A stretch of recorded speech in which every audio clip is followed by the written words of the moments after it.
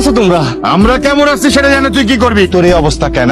একটা বছর তুই কেন আমগোর লগে কোনো যোগাযোগ রাখস না? আমার ব্যাচ শেষ হয়ে গেছি, তাই তো আমি তোমরা কারো কোনো খোঁজ খবর নিতে পারি নাই। তোমার কথা আমার খুব মনে পড়তো, অনেক মিস করতাম মা। ওরে আমি জমি বিক্রি করে এই টাকা দিয়ে বিদেশ পাঠাইছি। এক বছর ও আমগোর লগে কোনো যোগাযোগ রাখে নাই, আজকে ফকিরের মতো দেশে বিড়ে আইছে। তোরা জিগাও ওর টাকা নিয়ে আইছে নাকি খালি হাতে বিড়ে আইছে? আব্বা, আমি তো তোমাকে সবকিছু খুলা কইলাম, আমি তো কোনো টাকা পয়সা আনতে পারি না আব্বা। বিদেশ যাওয়ার সময় আমার বাপের থেকে যে তুমি টাকা নিলা, সেই টাকা তুমি এখন কেমনে ফেরত দিবা? যতদিন তুই আমার টাকা ফেরত না দিবি এই বাড়িতে তোর কোনো স্থান নাই।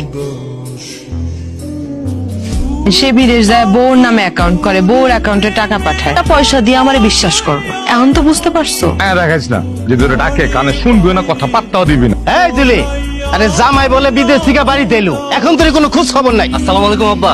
দেশ থেকে আইসা ঘরে পড়ে লইছো কে? আমার কথা কি ভুলে গেছো? আপনি আসতে খুব ভালো করতেন। আপনি যদি আজকে নাও আসতেন, আমি জুলেরে নিয়ে কালকে আপনাকে বাড়িতে যাইতাম। আমি অত কথা শুনতে চাই না। তুমি দেশে আইছো, আমার টাকা কবে দিবা এটা কও। আপনি কি কইতেছেন আব্বা? এখন তো আমার হাতে কোনো টাকা পয়সা নাই, আমি আপনার টাকা দিন কই থেকে? প্রথম ভুল করছি তোমার সাথে আমার মাইয়া বিয়া দিয়া, দ্বিতীয় ভুল করছি তোমার বিদেশে যাওয়ার টাকা দিয়া। কি কষ্ট করতেছে তোমার সংসার, আর এখন তুমি আইছো খালি হাতে। আরে আমার মাইয়া তো না খেয়ে দিন কাটাইবো, আমি আমার মাইয়ারে এই সংসারে কষ্ট করতে দিব না। এই যা জুলি, ব্যাগ লই আয়, আমার সাথে যাবি। জুলে, জুলে, আমার মাইয়া তোমার বাড়িতে থাকবো না। এমন কথা কয়েন না। পরে কও যে তুমি আমার সাথে থাকতে চাও, তুই বুঝলেন আমার কথাটা? চাই না তোমার সাথে। তোমার সংসারে থেকে আমি কি পাইছি? খুব কষ্ট ছাড়া আমি কিচ্ছু পাই নাই তোমার সংসারে থেকে। না পারছো সোনা গয়না দিতে, না পারছো সুখে শান্তিতে রাখতে। আই করে যেদিন আনবো সেদিন খাইতে পারবো।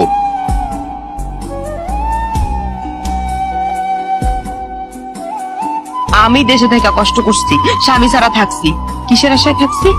এত কষ্ট কেন করছি? একটা সুন্দর ভবিষ্যতের আশায়। আর এখন 4টা বছর পরে আয়া দেহি সেই ভবিষ্যৎ শূন্য। আমার একটা কাজ করে দিতে পারবি? জামা কাপড় গুলা দেখ না, এগুলো অনেক ময়লা হয়ে গেছে, একটু কষ্ট করে ধুয়া দে না বোন। আমি ধুবো তোমার জামা কাপড়? আমি পারুম না। ছোট বোন বড় ভাই জামা কাপড়টা ধুইতে পারবি না? তুমি কি আমার বড় ভাই অযোগ্য? সামান্য একটা চেন দিতে পারো না, আইসে বড় ভাই সাথে। তোমারটা তুমি দিলেন। বাইকটা একটু দরকার ছিল। একদিন তুই কি করবি? ওই জুলির ওগো বাড়ি থেকে একটু আনতে চাইতাম। না দেওয়ান যাবো না, আমার কাম আছে।